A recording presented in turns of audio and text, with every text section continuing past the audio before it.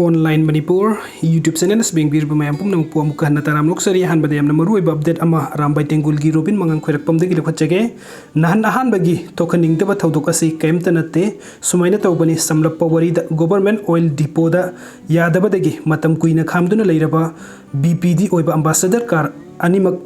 mafam aduda caretaker chowkidar haigadra makhoiga atopa unit ki aikhoigi AT angang kharga wari fazana sanarba matungda makhoina phawba battery hapsillo aduga thawba yagani ga haibirak lan manungsi semjillaga sijinnage ko haidana chingaga lakpani hura lakpanate amana atopa unit ta satkre amana sekma unit ta singake honorable CM gi yum mamang da duty tariba commando ichili naw singna phabire officer sing yauna amuk ambassador adu mamai leiraga chinghankhre AT gi angang sing adu khumal lambak ta pusilaga thamkhre haiba pau phange phone di ring setlaga paikhalaktre aikhoisu kaino ne haidana tim ani khumal lampak lomda satpadi da last hour da phone pairak padagi makhoi thaduk laklani sangsin biraklano hairak padagi lambida ngairaga laiki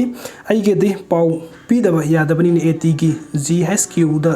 pau pibani makhoi loina phajana thadok piramaba di numittu karisu thoklam dabasu yai adubu isam samjaba gari singakpadi driver duga DI duga muk phajilaga AT angang sing adu thadok lakhi madudagi AT angang sing sakmai yengbida ikhoi maselbu haidana waraunaba saunaba hengalakpadagi yamna thokaningdaba thaudok adu thokre thamoi sokna nugaite aigi interview khudingmakta hojik maitai amata da phau haying phawbo tonghaningde haibase mayam loina tanaramgani adubu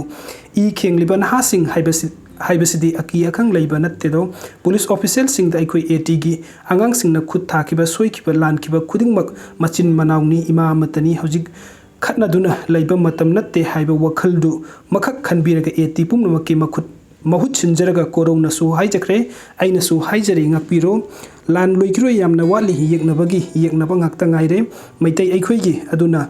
amana amagi mateng pangsinna tuna tathok tasin taunaraga punna nungsirabi ima laibak asi kanminnasi tungi isai suna nungaina thambiram se haijari hiramsigi matangda social media da wayakum kanamatana tobiraganu aduga nungsirabi AT stili now singna su thamoi sokpadagi nayamba anida police na thiramme haibagi damakta khulngakpa tokpa honade pukning sonthaganu sirasu yare haibagi natro yeknaba mayokna ribase aduna ikoi manungi wadi adumak manungda loisinjarage nakhoi laibak se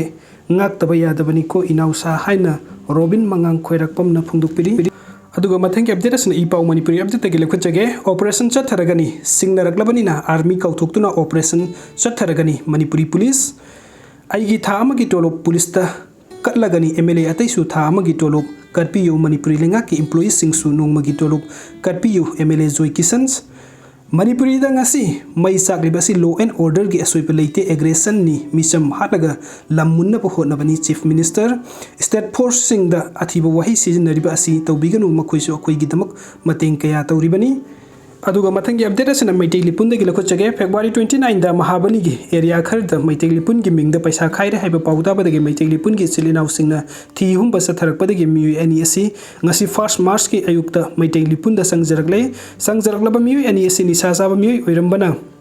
makhoi ani tungi punsi gi lambi da khara semtok sanaba gi tanja laujanaba maitai lipunna overcomers rehabilitation center langol da makhoi ani sinnajare makhoi ani gi center gi fees asisu maitai lipunna sponsor tawragani kanagumbi singnasu ML gi ayaba yaudana paisa khaiba tobiganu aduga mathangi update asna war on drugs se success ko hense hairabadi case khudingmak neutral oiba central agency amada sinna drisi kari akai pe leige CLP leader Okram Ibobi Singh aduga atop update amana thobal 2 dagi lokhotchage ngarang Manipuri Legislative Assembly gi mifam na lokhiba Manipuri lengak ka kuki arms groups ka suspension of operation su handokna buwarep lokhiba adu kuki zo MLA singna kanna yaningdaba phongdoktuni yamna thina condemn tawbaga loinana one sided oina decision ni haina kuki zo MLA singna phongdorakli video sing bibagi damakta mayam pumna pu amuka hana thagachari anob update ki damakta online Manipur YouTube channel na subscribe to video. Thank you.